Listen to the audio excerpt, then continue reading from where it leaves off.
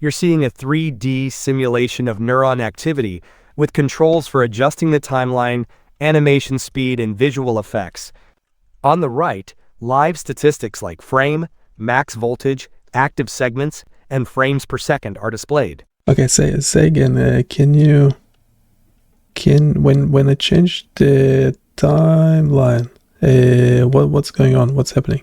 When you adjust the timeline progress slider, you're changing the current point in time for the neuron activity simulation. This causes the neuron to display its state at that particular moment, showing how its electrical signals change over time. Is it actually clear? Yes, the simulation. Is it clear that we actually have neurons? Is it clear that the neuron is actually firing? Yes, it is. Okay, can you expand? The visual representation of the neuron shows activity moving through its segments and the active segments counter in the live stats updates, indicating that the neuron is indeed firing. Yeah, but is it clear that it's firing? Yes, it is. What's this model? This model is weird. It's 2.5 flash live preview. Let's try upgrading, but we don't need the thinking, we don't need the reasoning model, do we? No. And actually, when you upgrade, you get more voices as well. So, yeah, we actually like this one, but we might not be able to. Hey, can you describe what's on this? I understand that. Can I help you with something? Can you describe what's on the screen real quick? The screen shows a 3D simulation of a It's actually neuron. the wrong voice. There are controls on the left to adjust the animation speed, and there are live stats on the right showing the frame, voltage, and other information about the simulation. Okay, so now that I changed the animation speed, what happened? The animation speed of the neuron simulation has changed. It might be moving faster or slower now, depending on the setting. What do you mean it might be? Can you just tell me exactly what is changing? What is changing when I change the time progress? Wait, let's disable auto rotation. What's happening when I change the timeline progress? When you change the timeline progress, you're essentially moving forward or backward in the simulation's timeline.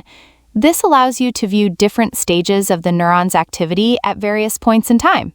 Yeah, so is it actually clear that the neuron is firing through the timeline? Yes, as you adjust the time. I don't think it's very clear. Can you explain why? It might not be clear because the animation speed might be set too high, making it difficult to see the individual firing events. Also, the visualization itself might not be emphasizing the firing activity distinctly enough. You could try slowing down the animation speed or looking for specific visual cues that indicate firing, like changes in color or intensity along the neuron. Yeah, it's probably the intensity. So this is happening even if I move the timeline progress manually. So the animation speed does not taking effect. Yeah, we might. How would we? Can you tell me why is it not very clear that the neuron is firing? It seems that the animation speed might not be affecting the timeline progress when you move it manually. The lack of clarity might be due to the visual representation of the firing, which might not be distinct enough to easily identify the neuron activity. You might want to check if there are settings to enhance the visual cues for firing. Yeah, this model is not great. Let's do a timeout. 30 minutes. Let's go to the code real quick. Yeah, I could improve it quite a bit. We should have a better model as well. What's called? Neuron 3D. Neuron 3D. Can you explain real quick why is it not very clear that this is a firing neuron when we move through the timeline progress? The main reason it's not very clear that this is a firing neuron as you move through the timeline is that the visualization shows subtle, distributed voltage changes across all the neurite segments, rather than a dramatic, localized spike that travels clearly from soma to axon/dendrites. Here are some specific factors from your code and design. Distributed activity. Wait, what are you talking about? We only have one neuron at the moment, do we? Or not? The simulation in your code visualizes a single neuron, not a network of multiple neurons. The code generates one neuron's morphology, soma, dendrites, axon, and spines, and simulates voltage propagation along its segments. There is no code for simulating or displaying multiple neurons or synaptic connections between different neurons. Okay, so the neuron is still firing through the timeline progress, is that correct? Yes, that's correct. The single neuron is firing, showing a propagating action potential as you move through the timeline progress. Okay, but it's currently not very clear. The firing visualization is not very clear. Can you explain why? The firing visualization is not very clear because the simulated action potential is spread out and subtle across many segments, rather than being a sharp, bright, moving spike. Specifically, the color and glow changes for active segments are smooth and pastel, so the difference between resting and peak voltage is not dramatic. Many segments are partially active at once, so you see a diffuse wave rather than a focused, moving front. There is no special highlight or marker to indicate the leading edge of the spike. The glow effect is applied to all segments above a threshold, making the activity look more like a general brightening than a distinct pulse. As a result, the action potential propagation looks like a gentle, distributed color change rather than a clear, traveling firing event. To make the firing much clearer and more biologically intuitive, here are some critical improvements you could make to both the code and the visualization. Sharpen the spike front. Make the action potential spike narrower in time and space, so fewer segments are at peak voltage at once. This creates a clear, moving front rather than a diffuse wave. Increase color/glow contrast. Use a more dramatic color shift for peak voltage, e.g., bright yellow/white for peak, dark blue for rest. Make the glow effect much stronger for segments at or near peak voltage, and weaker for those only slightly above rest. Highlight the leading edge. Add a special highlight, e.g., a bright dot or thicker line, to the segments with the highest voltage in each frame, visually marking the spike front. Reduce background activity. Suppress or dim segments that are not close to the spike, so the spike. Okay, we'll do the second. We'll do the increasing the glowing, color glow contrast, more dramatic color shift. Okay, so this is what we had before. This is what we have now. Is it any better? It is a bit better. We have another prompt we need to use to update that styling. Yeah, I have this long prompt because we have a global styling for the whole website. By the way, everything we do is available on bionicchaos.com. Go check it out and let us know what you think. Don't forget to smash that like button. Subscribe, unsubscribe if you're not watching. You know what to do, don't you? I don't know. Maybe. Can we actually get rid of the dark background and the dark view and the dark canvas as well? Made changes. Let's actually try the prompt again. So we have this global CSS meant to do the trick.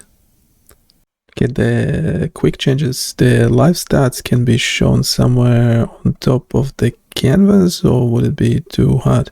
Okay, we can actually do the stats, just remove the live stats title, and the actual, what's called the actual information box can be somehow, the text can just overlay the text on top of the canvas. And the stats are now shown as a compact overlay box on top of the canvas. The stats are easy to read but minimally intrusive, floating in the upper left of the simulation area. Yeah, we need to adjust the overlay, the layout of the whole page, especially on a wider screen. The controls should be to the side of the canvas. Can you do that? The simulation layout is now responsive. On wider screens, the canvas, with stats overlay, appears on the left and the controls panel is on the right side. Okay, this is actually better.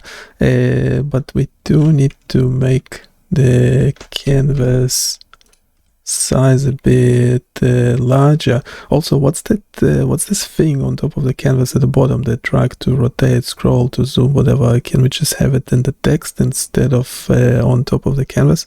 Whatever that thing is. It's the problem with agents is that they take forever. This is a simple model, but still. The canvas is now larger for a more immersive experience. Hey, can you quickly explain what the show glow effects does? At the moment, it doesn't seem to make much difference, or at least I'm not seeing it. I'm not noticing the difference. The show glow effects toggle in your NeuroViz 3D simulator controls whether active neuron segments are drawn with an extra glowing highlight.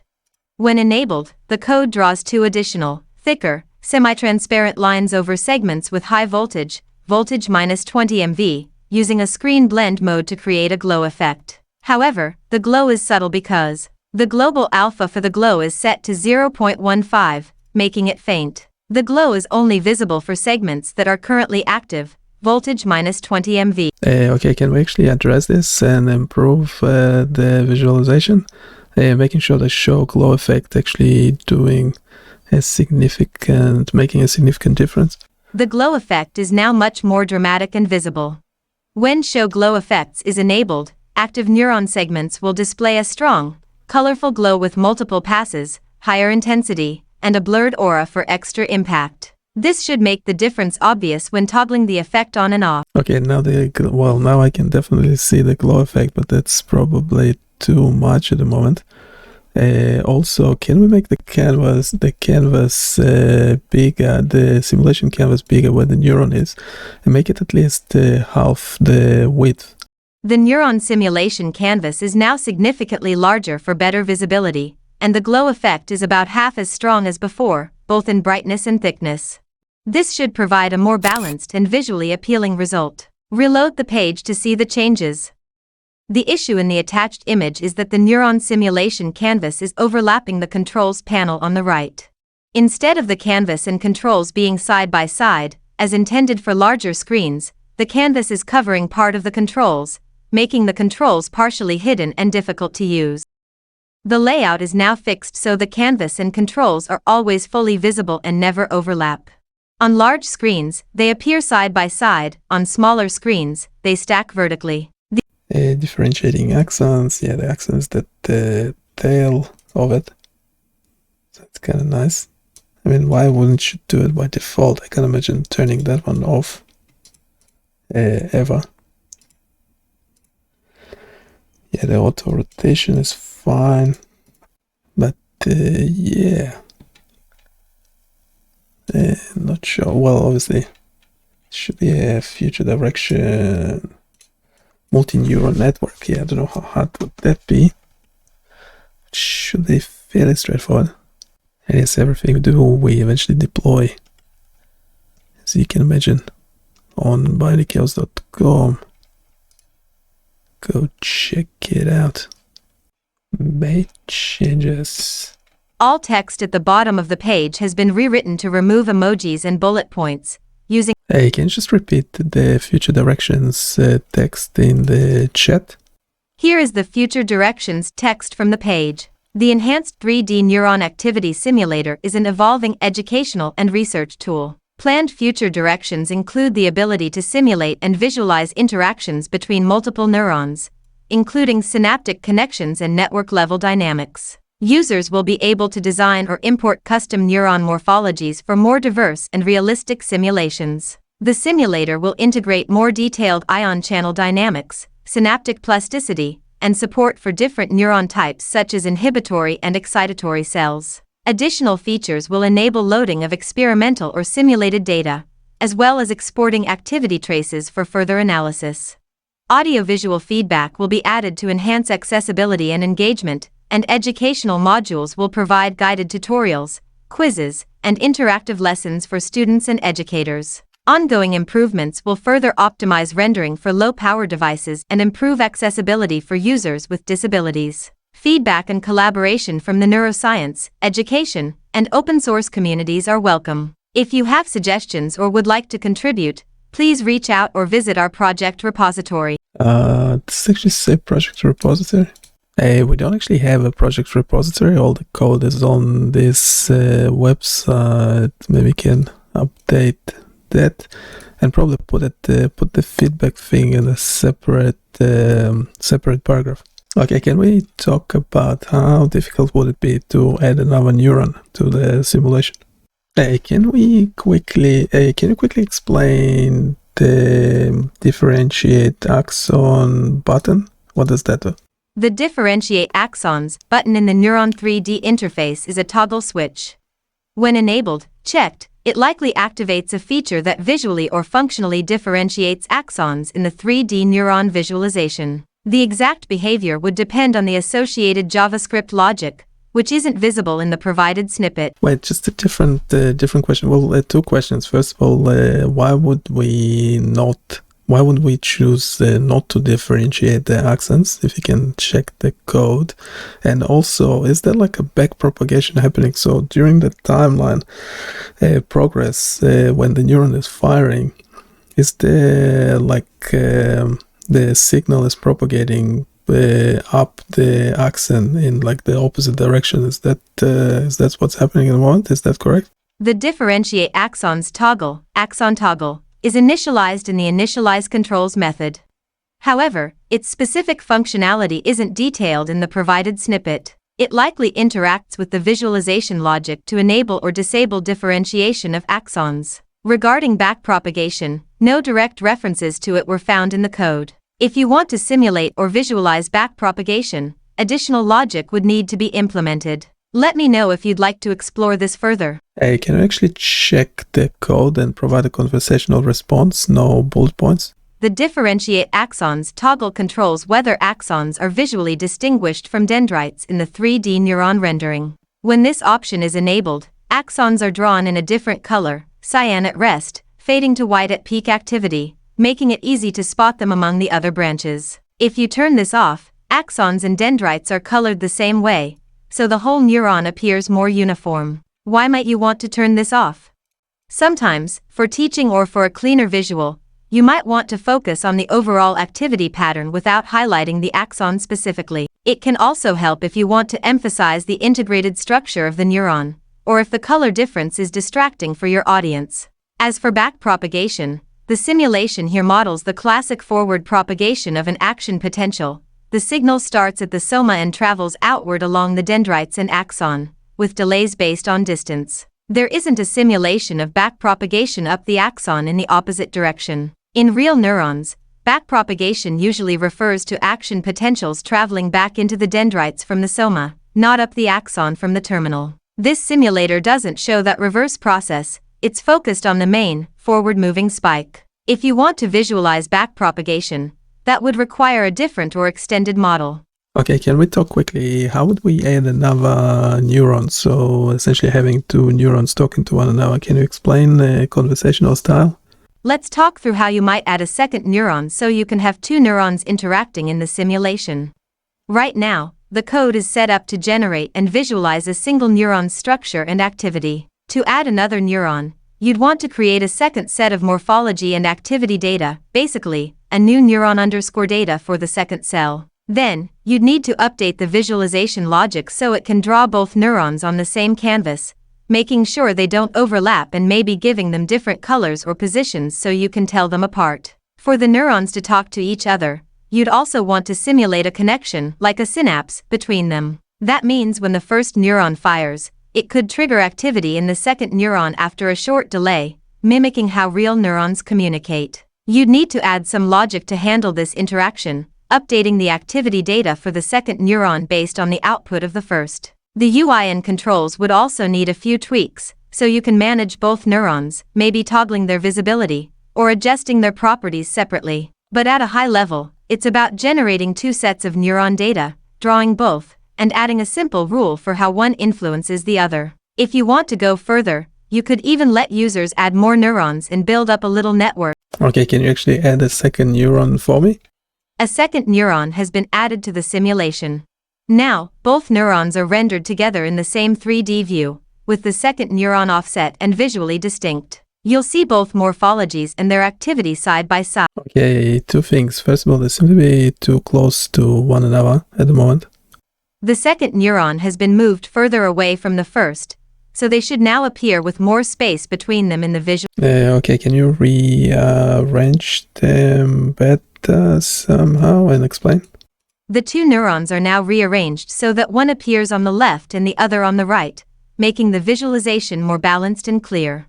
The first neuron's soma is offset to the left, and the second neuron's soma is offset to the right. This should make it much easier to distinguish between them. Okay, and what's the current interaction between them is?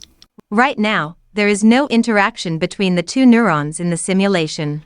Each neuron is generated independently, with its own morphology and its own activity, action potential, timeline. They are simply visualized together on the same canvas, but neither neuron influences the other. There's no synaptic connection, no signal transfer, and no shared timing or event. If you want to add a connection or have one neuron's firing affect the other, that would require additional logic to link their activity data. We want to rearrange them in a more sensible way, so when, and yes, we do want interaction between them. So essentially we want the current propagation to go from left to the right of the canvas. The two neurons are now arranged so the left neuron's axon points toward the right neuron, and a simple interaction is implemented. When the left neuron's axon spike reaches its tip, it triggers a spike in the right neuron's soma. This creates a clear left-to-right propagation effect across the canvas. You can reload the simulation to see the new arrangement and interaction. The rendering issue is fixed. Both neurons' somas are now drawn explicitly, so each cell body will appear clearly in the simulation. This should resolve any visual glitches or missing soma effect. The auto-rotation logic is now optimized. The canvas is now explicitly cleared before each redraw. The second neuron does fire, but only in response to the first neuron. The code now ensures the right neuron's firing is visible. Its activity is updated for each frame, so the spike at the soma will appear when triggered by the left neuron's axon. This fixes the issue where the second neuron did not appear to fire. Please reload and observe the right neuron. Its soma should now spike in response to the left neuron's activity. I'll review the code in index.html to identify why only one neuron appears to be firing and check the logic for both neurons' firing behavior. I'll look for the relevant JavaScript controlling the neuron firing and suggest or make corrections if needed. The code is designed so that the left neuron's axon tip triggers the right neuron's firing after a short delay. However, the right neuron's firing is only visible at its soma, cell body, segment 0, and only for a brief period after the left neuron's axon tip spikes. Key points. The right neuron's activity is mostly at rest, -70 MV, except when triggered. The trigger only affects the soma, segment 0, of the right neuron, not its axon/dendrites. The color for the right neuron is hard-coded, RGB, 120/60/220, so its firing may not be visually obvious compared to the left neuron, which uses dynamic color based on voltage. If the right neuron appears not to fire, the spike may be too brief or subtle to notice. The color mapping for the right neuron does not reflect voltage changes, so the firing is not visually dramatic. Would you like me to update the code so the right neuron's firing is more visually obvious, e.g., dynamic color for all segments, or a more dramatic effect when it spikes? The right neuron's firing is now visually obvious. Its segments and soma will use dynamic color mapping based on voltage, just like the left neuron. This makes its spikes and activity much easier to see in the simulation. Reload the page and you should clearly see both neurons firing. Let me know if you want further. Thank you for your patience.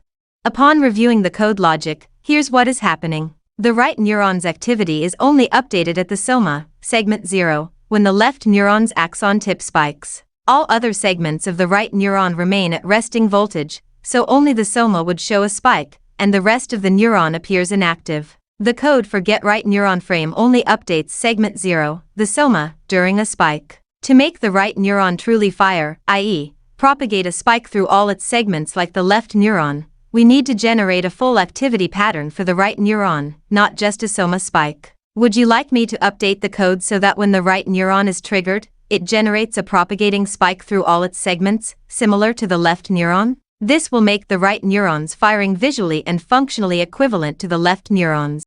Okay, we'll bring the big guns clothes on at 4 in agent mode. Just review the code. See if it can it fix the code? No. We'll have to try this next time. Alright, here's the deal. We've got this fancy 3D neuron simulator where the left neuron is living its best life, firing action potentials like a rock star. Meanwhile, the right neuron is just sitting there, chilling at -70 MV, refusing to join the party. It's like the left neuron is screaming, "Hey, I'm spiking over here," and the right neuron is like, "Cool story, bro." The issue? The logic for triggering the right neuron is a bit, let's say, shy. It's waiting for the left neuron's axon tip to hit a voltage threshold, but either the threshold is too high, or the timing is off. Even when the left neuron is clearly spiking, the right neuron is like, "Nah, I'm good." I've already tried tweaking the voltage threshold and extending the spike duration to make the right neuron more responsive. But it seems there's still something blocking the signal from getting through. Maybe the right neuron needs a stronger coffee or a better propagation algorithm. Let me dig deeper and figure out why this neuron is being so stubborn. Stay tuned.